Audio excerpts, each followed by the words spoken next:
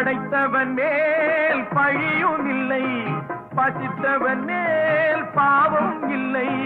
கிடைத்தவர்கள் பிரித்து கொண்டார், உழைத்தவர்கள் தெருவில் நின்றார்.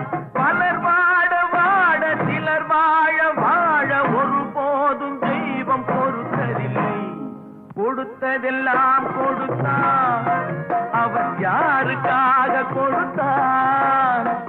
ஒருத்தருக்கா கொடுத்தான், இல்லை